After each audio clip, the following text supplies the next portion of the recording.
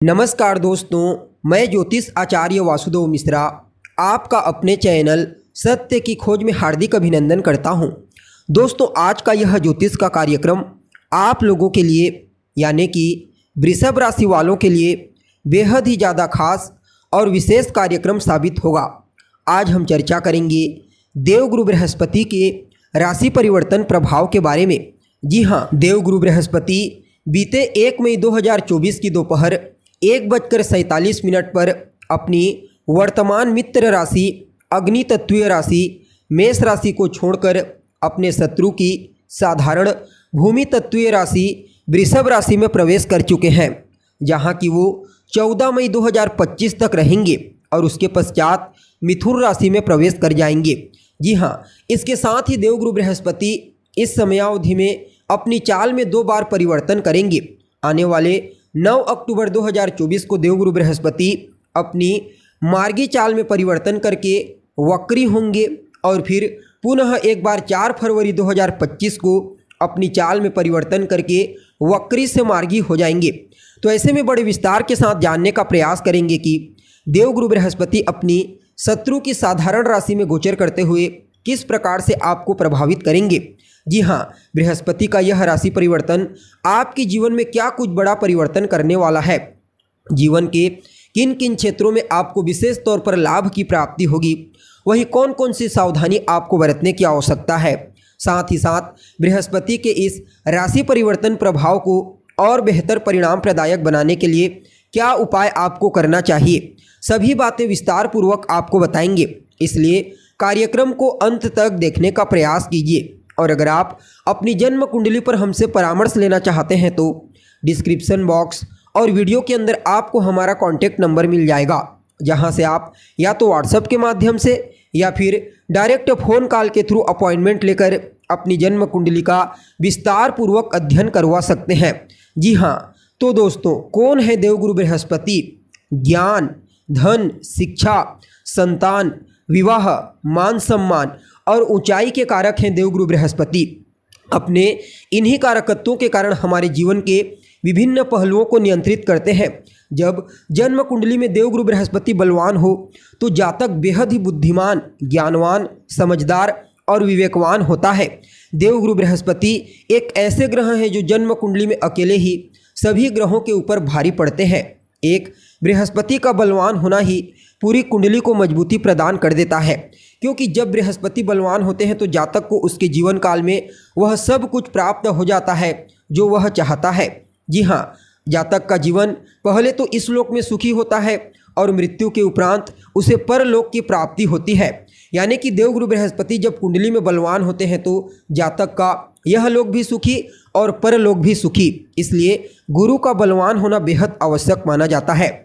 अब देखा जाए तो यह जो वृषभ राशि है यह देवगुरु बृहस्पति की शत्रु राशि है, लेकिन अगर आप नक्षत्र के आधार पर समझने का प्रयास करेंगे तो आपको पता चलेगा इस वृषभ राशि में जो 3 नक्षत्र आते हैं, कृतिका, रोहिणी और मृगशिरा, ये तीनों के तीनों नक्षत्र देवगुरु बृहस्पति के मित्र नक्षत्र हैं।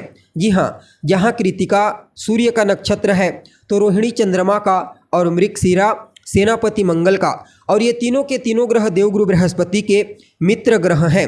अतः बाहरी दृष्टिकोण से भले ही आपको लगे कि गुरु वृषभ राशि अपनी शत्रु की राशि में गोचर कर रहे हैं, लेकिन आंतरिक रूप से अपने मित्र के नक्षत्र में गोचर करेंगे। अतः आपके लिए गुरु के इस राशि परिवर्तन को किसी वरदान से कम नहीं कहा जा सकता। जी हाँ, अब देखा जाए तो आप सभी वृषभ राशि के जातकों के लिए देवगुरु बृहस्पति गोचर कुंडली में अभी तक आपकी राशि से 12वें स्थान से गोचर कर रहे थे।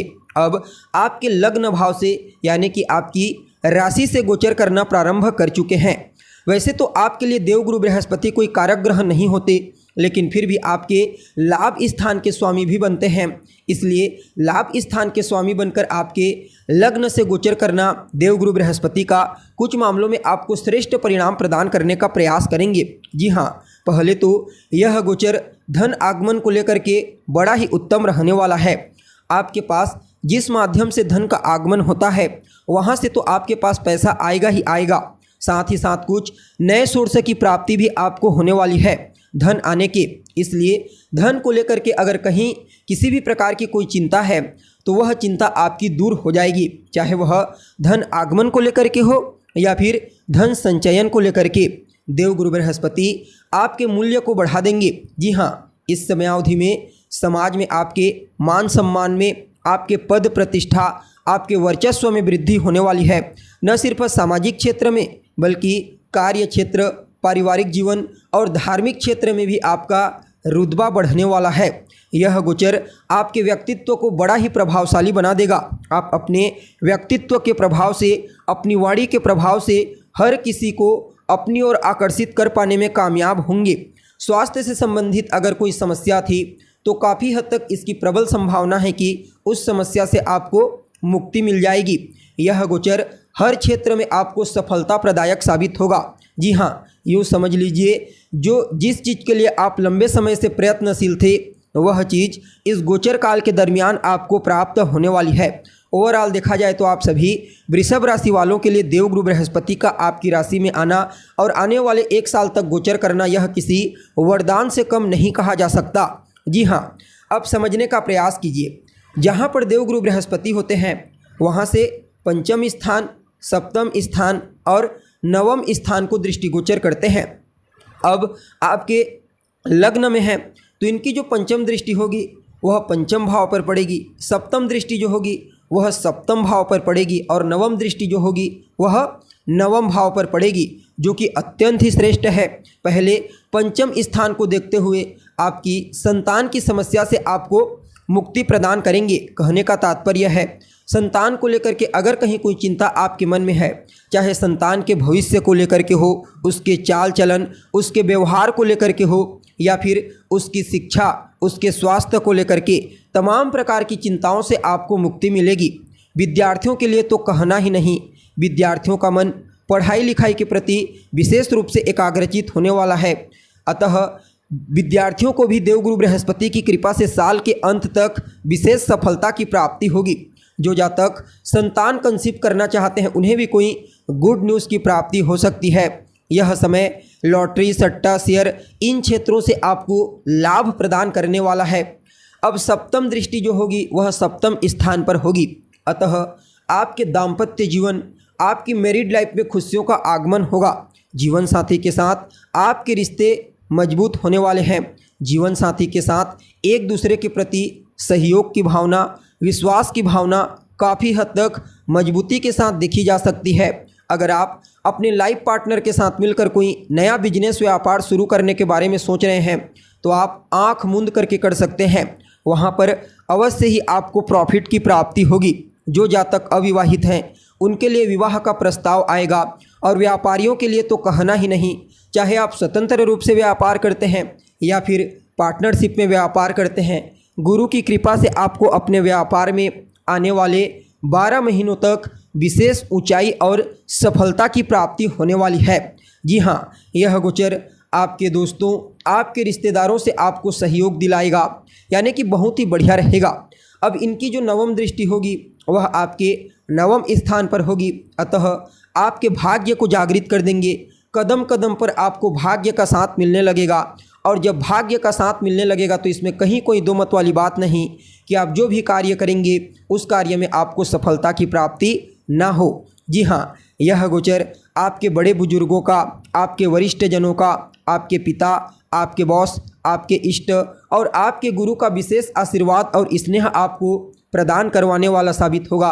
धार्मिक यात्रा के दृष्टिकोण से अत्यंत ही श्रेष्ठ, सिर्फ धार्मिक यात्रा ही नहीं बल्कि लंबी दूरी की यात्रा, चाहे किसी भी मुद्दे को लेकर के हो, अगर आप करना चाहते हैं तो बेझिझक आप कर सकते हैं। वह यात्रा आपके लिए लाभदायक साबित होगी।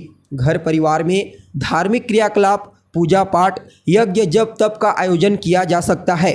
जी हाँ, यानी कि कुल मिलाकर के देखा जाए तो आप सभी वृषभ राशि के जातकों के लिए देवगुरु बृहस्पति का आपकी राशि से गोचर करना आपके लिए किसी वरदान से कम साबित नहीं होगा। जी हाँ, फिर भी इस समय को और बेहतर बनाने के लिए आप अपने माथे पर गुरुवार के दिन से केसर का तिलक लगाना प्रारंभ कर दीजिए। बुधवार, गुरुवार और शुक्रवार के दिन आपको गाय को हरा चारा खिलाना है, गाय की सेवा करनी है और हो सके तो एक केले का पौधा लगा लीजिए या फिर आसपास है तो बहुत बढ़िया, और उसमें पानी दीजिए, यानी कि उस केले के पौधे का पोषण कीजिए। इतना बेहतर परिणाम मिलेगा कि कहना ही क्या।